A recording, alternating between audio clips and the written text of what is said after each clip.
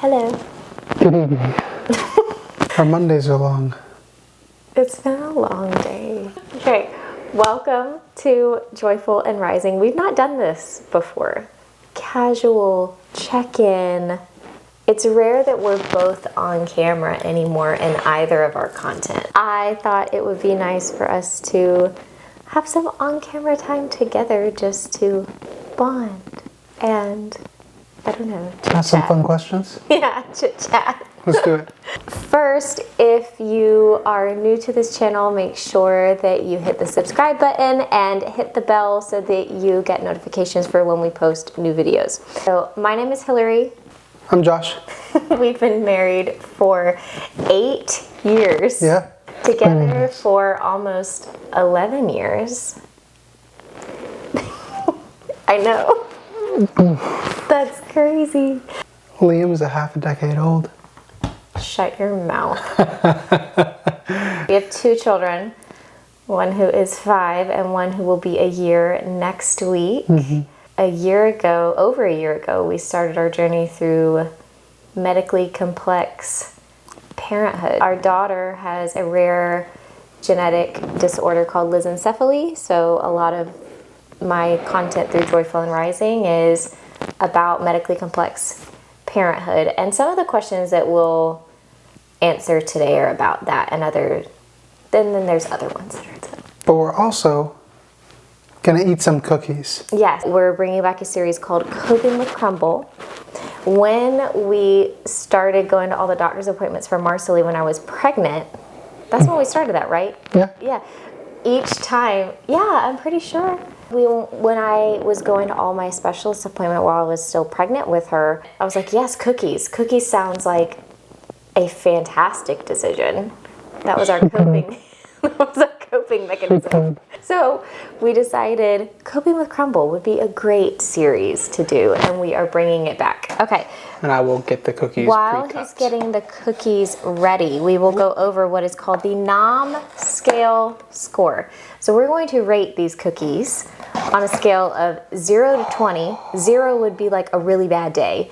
20 would be like the best cookie of your life.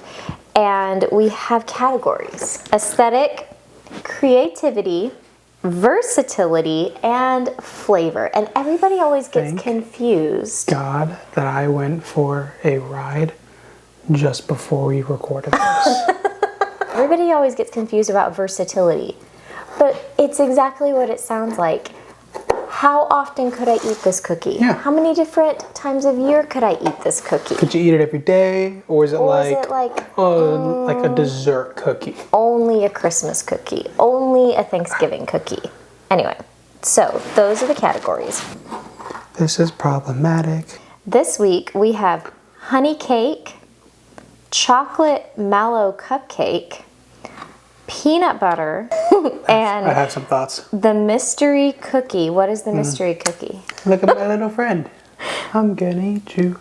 Good. Cake batter Blondie. That's what it's That's called. what it was. Cake batter Blondie. I kind of wanted to go with the richest one first. I think the richest one is going to be the chocolate. They all look rich. Actually, since it's here, let's just do this one. So we're going to do that one. All right. The first one we are going to do is honey cake. Is a tasty graham flavored cookie decorated with honey butter frosting, a light drizzle of honey, and a Teddy Graham. Aesthetic, I give it a 5. 5 out of 5. The cute honey drizzle and the Teddy Grahams, absolutely. Creativity Is what I meant. I'd say 4. Because I'm going back to the original, the OG days. Yeah. Some of those cookies, the creativity was yeah.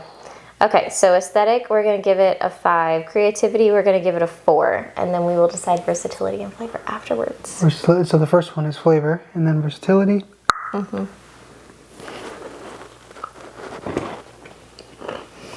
Ooh. Oh my.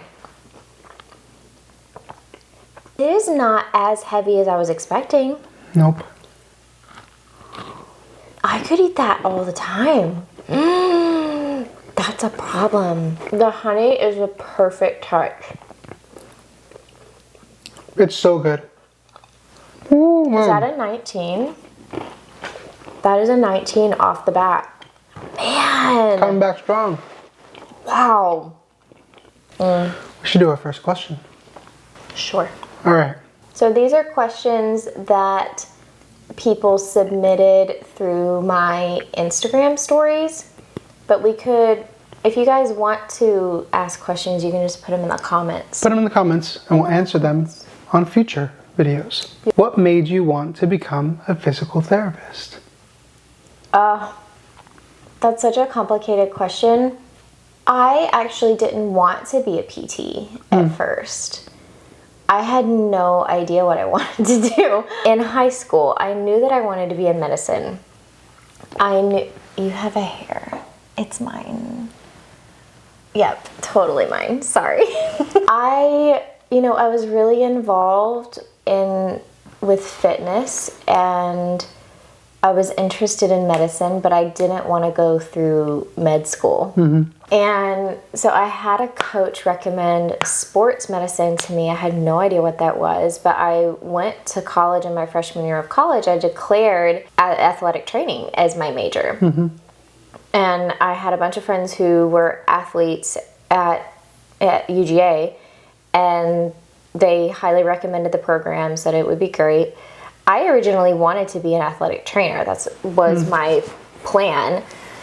And after talking with somebody who had a dual certification, which is what I ended up getting, they had a dual certification in athletic training and PT. They were like, listen, these are what the hours look like as an athletic trainer, compared to PT, which they kind of painted this picture like it was going to be drastically different and drastically better from an hours perspective. And on the one hand, it can be, but each profession has each of those professions have their pros and their cons. I think I would have been equally as stressed had I been solely an athletic trainer. Look, you can be contract or full-time in almost any industry. Right.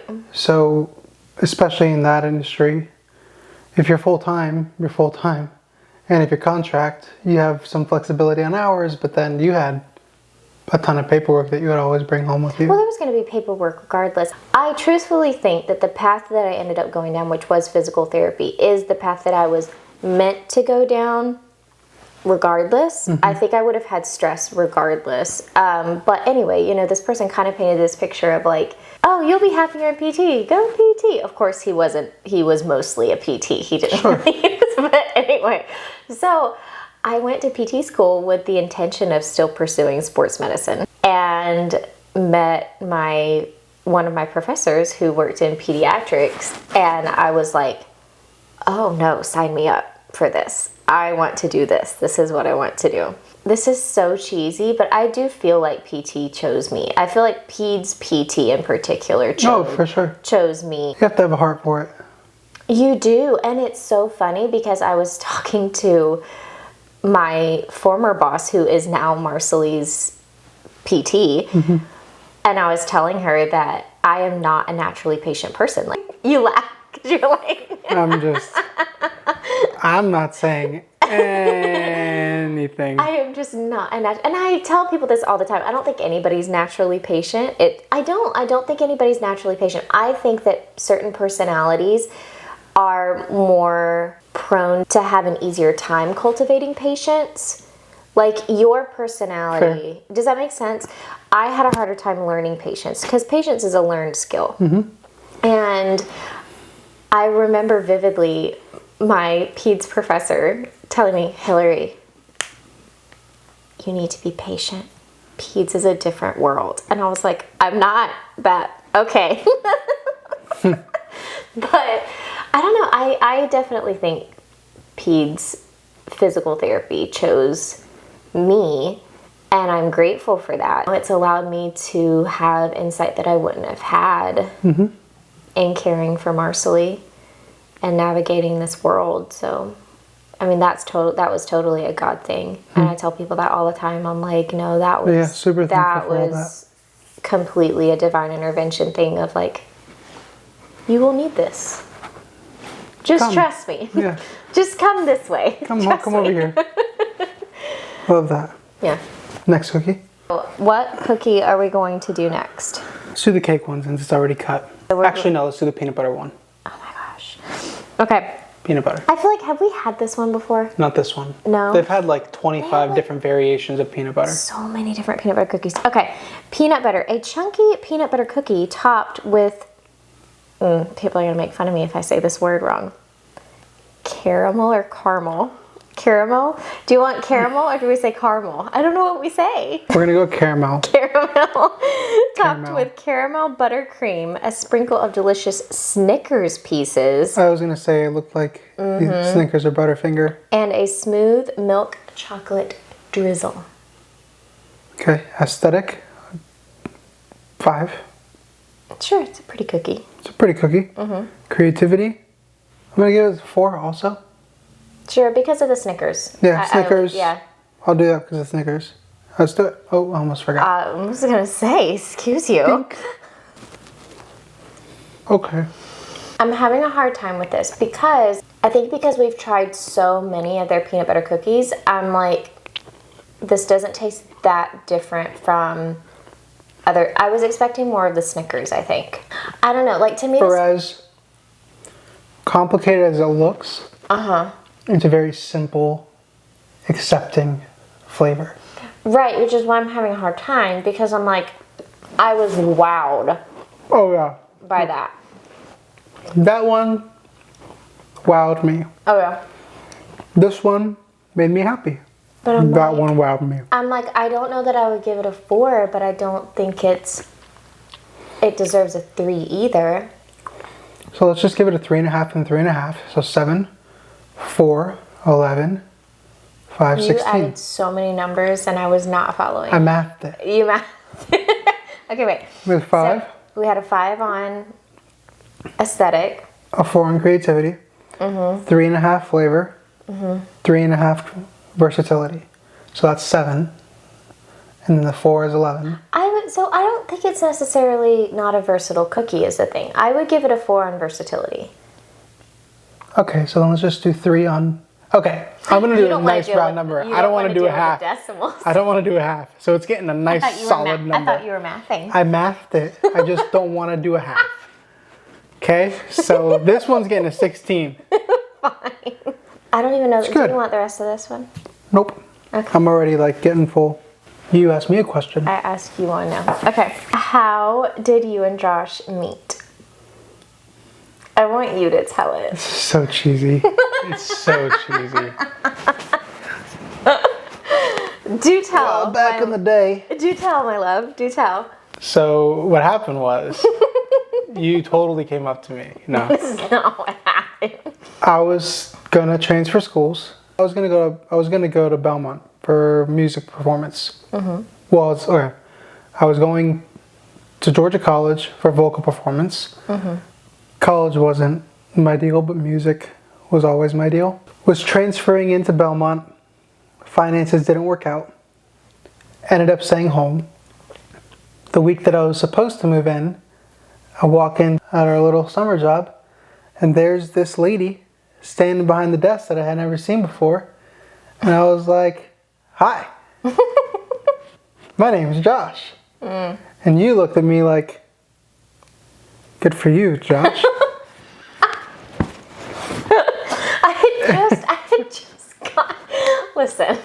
I had just It's fine. gotten done It's fine. It all with worked out. my clinical rotation that day. I was so tired. It all worked out. I think the next week you let me take you for a milkshake. No, it was a while. Was it a few weeks later? At least, because I want to say we met like early It was within a few on. wees. Yeah, it was about 3 weeks though, because it was you midsummer. waited a while. Yeah. It was end of June. I remember. So I mean, it was at least 3 midsummer. weeks. Yeah, it took you a good. I'm surprised. Talk about patient. I'm surprised Telling you. that you sat on that as long as you did. We had to play cool. You had to play. Had to play cool. Okay, were you playing it cool? Nope. Or Or how long were you stewing before you, well, how did you get back in touch with me? Tell them that. I jumped in your DMs on Facebook. Facebook DMs. I shot my shot. You shot your shot. Well, okay, so how long did you wait before you looked me up on Facebook? I don't remember that one. Probably not long. Because I had called my shot the next day with Nick. Literally the next day with Nick. It was our first time, like, talking. Like, Bro talk. We were feeling each other out. I was trying to decide if I was worth his time. I was trying to decide if he was worth mine. If he sees this, he'll understand. They're still friends, by the way. We're still buddies. Like 11 years later. But he was telling me about his significant other. That was his middle school sweetheart. That's bananas. Yeah, called my shot. I said, I met this girl yesterday. She lets me take her out and marry her. And he literally looked me dead in the face and just said, you are full of... And that's how I knew he was worth my time. We were best friends. He said that at our wedding too. That was great. He told that story at our wedding, and I'm pretty sure he like just said it straight out. And I was like, yeah. Yeah, sounds about right. Yeah. That's how it all started. That's how it all started. Just a little retail work. Okay, so what's the next cookie that we're gonna do? Whatever this chocolate one is. The chocolate? Okay. And genuinely, I don't think that I can... I'm anxious about this one because I feel like this is a cookie that you have one bite with nothing I'm looking at it right now, of the day. And I'm like, I'm gonna want to go to sleep. As I'm cutting into it, I know that I'm gonna want to take a big nap. This is chocolate mallow cupcake, delicious chocolate cake cookie topped. It literally feels like a cake as I'm cutting into it. Topped with a layer of fluffy marshmallow whipped cream, gooey chocolate glaze, and decorative white loops. Can't forget the white loops. So it says marshmallow fluffy whipped cream. Is that the same as marshmallow fluff? No. I don't think so. No, as I was cutting into it, it wasn't like marshmallow sticky. I can't stand marshmallow fluff. That's why. Definitely smells like marshmallow though. I know for a fact that I'm taking one bite of this and I'm gonna slip into a food coma. So let's just. Okay. Well. Aesthetic. I have a 4. 4. It's simple. It's creative. It's nice. Creativity. 4. Yeah. All right, so 8. Okay. Dink. Again. 5. Not as heavy as I was anticipating. And that chocolate, okay, it's not even, I wouldn't even describe it as a chocolate glaze. It tastes like chocolate pudding to me. Yep. I'm not eating, I want to eat the whole thing. That's the problem. Okay, but this, well done. Fantastic. I was really afraid that it was going to be that sticky, like marshmallow, the thing that comes in the jar, and I'm like, I feel no, that's what I was anticipating, and I was like, no, thank you. I would have told you if I cut into it and it felt like that. Yeah, but it's so good. It's very good. And I'm going to say 4 for versatility.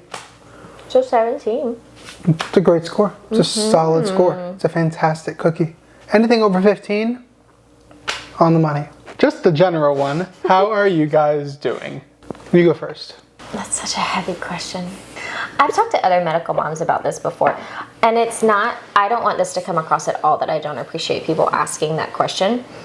It's just often a question that I dread, not because I don't think that people mean well, but because I'm like, in what context are you asking? Because it varies from day to day, but it also varies from moment to moment. Like, I was having a really rough morning, but I had a much better afternoon. And I would say that at least for me, I would say I'm better now than I was a week ago, because we had that series of hospital stays back to back to back to back, and I was really struggling with that. So that was hard. I think in general, I'm in a good place. I think that we're doing all the things that we really need to be doing to take care of ourselves. I think there are areas in which I could improve with that, areas in which you could improve with that. But I think that considering everything, particularly everything that we've got going on this month and everything that we've had going on the past 2 months, the past year, I feel like in general we're in probably the best place that we could be. All things considered? All things considered, I feel like we are doing as well as we probably could be doing right now. What about you? I am good. I am tired a lot. Same, God. And it's just different too. Like, I mean, this isn't like, in any way like a comparison thing. Like, we talk about this a lot for all the same reasons that you just said, and the fact that I'm the only one working. Mm-hmm. Just like the combination of everything that I do for work, everything that I want to do long term, aspirations, etc. Balancing that with dad, medical dad, husband, homemaker, also dinner cooker, whatever. Mm-hmm. It's just a lot. Super hard. Mm-hmm. Super hard. Especially like the balance between career ambitions and all the other stuff. That's a big tug of war, and it's just a lot to balance from like a mental load standpoint. Well, and I think we both feel that in different ways. So, for example, I chose to come home before we even knew that I was pregnant, but yeah, that was way before. It was the same year, but it was before. Well, I knew that was something that I wanted to do, was I wanted to take a break from PT. I knew that I wanted to come home before we got pregnant with Marcelly, but I now have goals and things that I want to do that, inevitably will hopefully help from an income perspective, that I often don't get to really, I'll go days without touching stuff that I really want to be working on, like my book. And that is hard for me because I feel like I get at a standstill with that. And one of the biggest things that I battle in this whole journey is feeling, I tell you this all the time, I'm like, I feel stuck. And I feel like I might struggle with that more than you do in general day-to-day stuff, because a lot of my day-to-day can be very monotonous, even though she can be very unpredictable in terms of her medical stuff goes up and down a lot. I'm on medications and doing her respiratory stuff and going to doctor's appointments, and it's kind of the same general stuff that revolves around the same general things. And so when I get stuck in the motions of that, I often feel like I'm not making progress in areas that I would like to make progress, and that can be hard a lot of the time. But I have to remind myself that I'm doing good things that matter and that are impactful. It's just different. It's different. I think in general of how are we doing, we talk about all the time that we feel very blessed to... I mean, look, yeah. I'm on the side. I'm always deep diving into the pool of optimism. Because you have to. You have to in this. You have to in general. Which isn't to invalidate the frustrations and the struggles that we have. Just balancing it out. Right. If we focus on the heavy stuff 24/7, 365, because it's right in your face. Like, anybody can look at it and be like, "Yo, this is heavy." I mean, it is heavy. But if you focus on the heavy stuff and negative stuff all the time, you'll burn out every other day. It gives me perspective because I recognize that there are a lot of parents that are walking similar paths that we are, that do not have access to a lot of the things that we do, or even just the advantage of being a PT and having that medical background. Sure. Is a massive advantage that a lot of parents don't have. And I think about that all the time. I think about, like, oh my gosh, how I have a hard time navigating the mess that is her care sometimes, of, you know, delegating between doctors and stuff. How are moms handling this and handling the stress of this when they don't have that background? You learn. You don't have a choice. You don't have a choice. That all plays into the, you know, is the how are you doing question. I try to remind myself on a daily basis that we are very, very blessed and very, very grateful to, despite all of the hard stuff, we're doing well. I think that's important to remind ourselves too, from an encouragement standpoint, like that we're doing a good job. The last year has been a lot. A lot. It kind of ties into, do you want me to go ahead and ask the next question, or do you want to do the last cookie and then ask it? Let's do the last question. You ask it and then we'll do the last cookie. They're just related. Somebody asked how we balance things here at home so that we both feel, so that we keep things functional but have a good balance of load. That's really hard. And it's kind of a loaded question. Well, because it varies. And there are days where, like, one of us has to carry. Well, and look, I mean, when you're in the hospital, it's all me. Well, yeah, and it's all you here, and then it's all me there. It's all you there, right? Yep. So yeah, like it's different. Like when you're at the hospital, you're 100% focused on Marsley.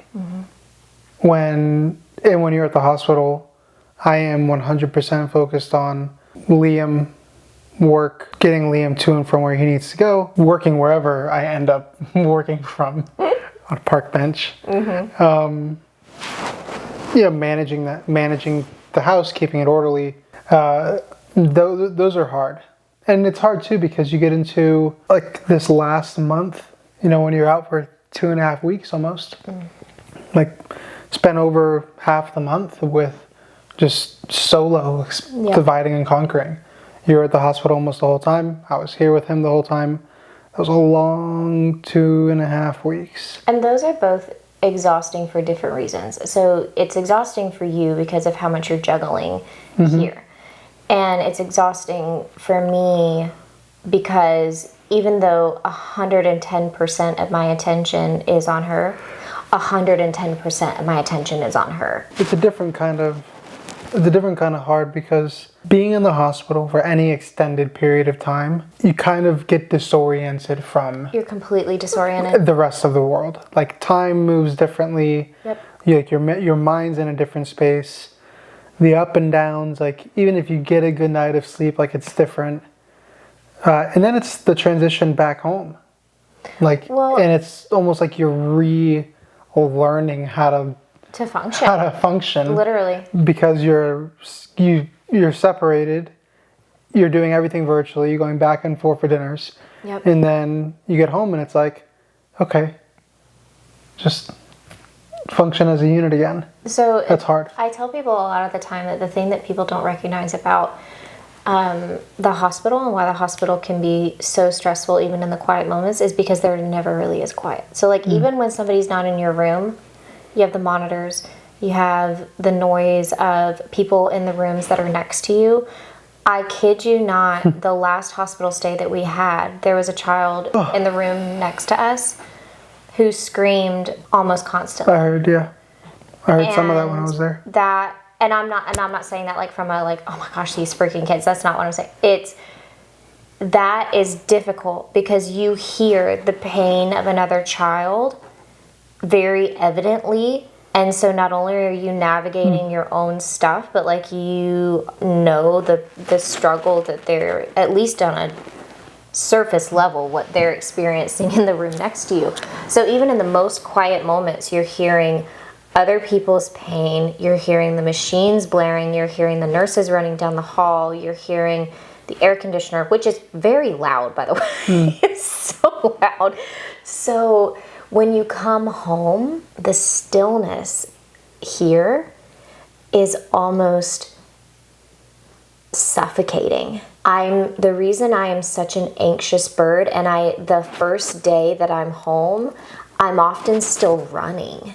I don't know if you've noticed that. but like I'm often still in this like survival mode because I mean, look, I can't. I mean, we've been in that forever. We've been in survival mode for the last year, easy. Right. But I think in navigating all that, kind of coming back to the question, I think that the biggest thing with that piece of all of this journey has been us both recognizing our individual roles there and respecting those individual roles. And what I mean by that is like me being able to recognize you are doing so much here and you recognizing she is doing so much there. And then when we come back together, being appreciative, like vocally appreciative of those things. The other part too is, I mean, and it's a work in progress, but like communicating when you were emotionally and mentally tapped. Mm-hmm. For a long time, I would be very guilty of just like sucking it up and not communicating when I was at my limit. Mm-hmm. And that was bad. Mm-hmm. So like being able to say, you know what, I need, like yesterday, like you wanted to record this yesterday. Mm-hmm. And mentally I was like, it's Mother's Day and I hate to say no. But I'm glad that you said no, because you wouldn't have been there. Yeah, mentally yesterday I wasn't there. No.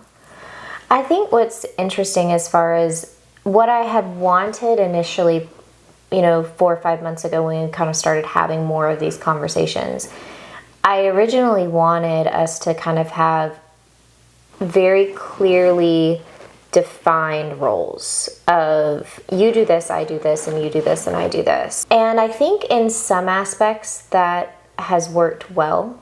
Mm-hmm. And in others, we've recognized that we just can't do that. Like there are going to be weeks, days, sometimes even months at a time where you take over dinner duty.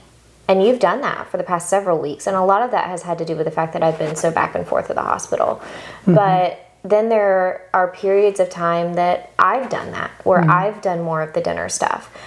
And the same thing goes for other chores and things around the house. And I think just developing a comfort level of, hey, what do you want to do tonight? Or would you like to take over this and I'll take over this? And just that communication piece of, what do you feel comfortable tackling today?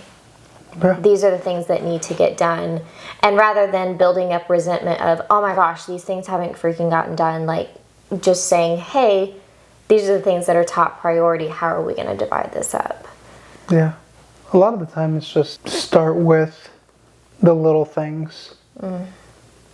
Build momentum. And when you're done, like give yourself grace to walk away. Mm. And find space, whatever that is. Like respecting both of your space. Be like, you want to go right? You go right. If I need to go run because I just need to be out and put energy towards something else, mm-hmm. I need to go run for an hour and just make that time. Mm-hmm. When we do those things every day and we prioritize that you need to have your time and I need to have my time, yep. That has helped us, I think, be more, one, patient with each other, but two, identify what is it that actually needs to get done today and what can wait. Probably the biggest one is giving a lot of grace. Oh my gosh, yes. Like to yourself mm-hmm. and to each other. Because there are some mornings where it's just like, this morning isn't...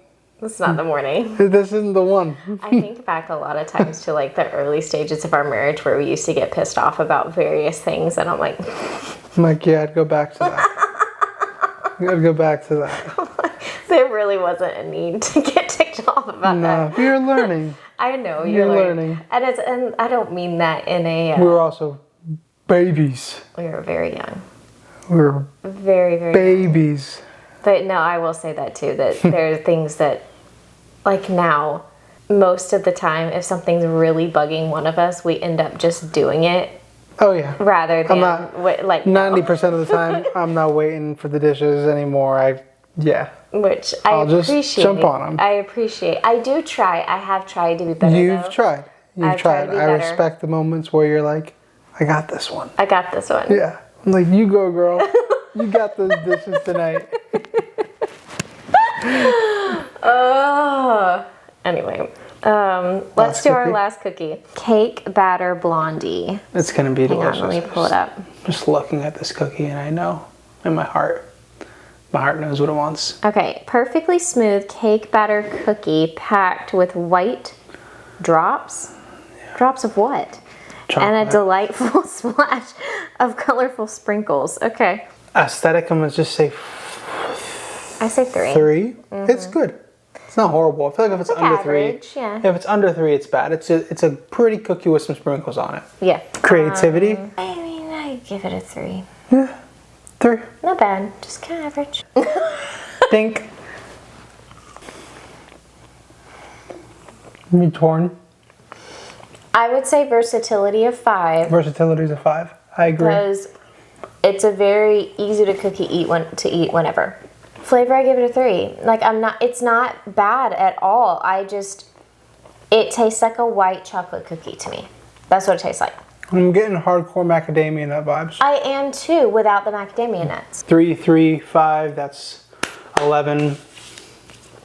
Plus 3 is 14. Yeah, 14. So, all in, this was a great box. So all in, the best cookie was the one we started with. The best cookie was the one that we started with. The graham cracker one. That one. So good. That one is food baby galore. The biggest surprise in the box. I knew that the graham cracker one was going to be bomb. The biggest surprise was the chocolate one. I agree. The biggest surprise was the chocolate one for sure.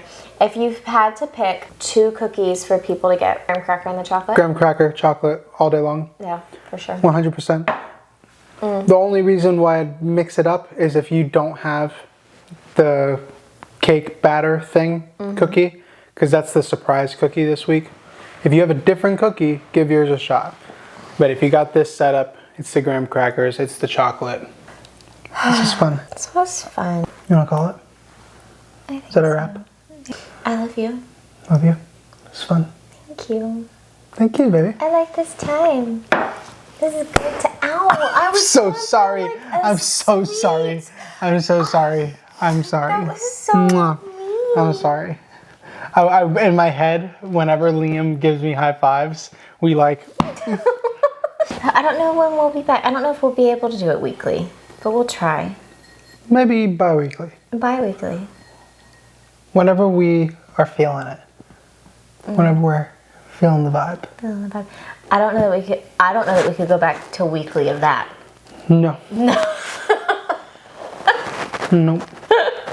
Yeah, no. Absolutely not. No, we cannot. So it's way too many calories. Yeah, but it's like 1,500 calories of cookies in this fork. Anyway, we'll see you guys next time. Thank you so much for joining us. If you made it this far, like, subscribe. Yes, like and comment and share and all the fun things. Anyway. And we'll see you on the next one. Bye. Adios.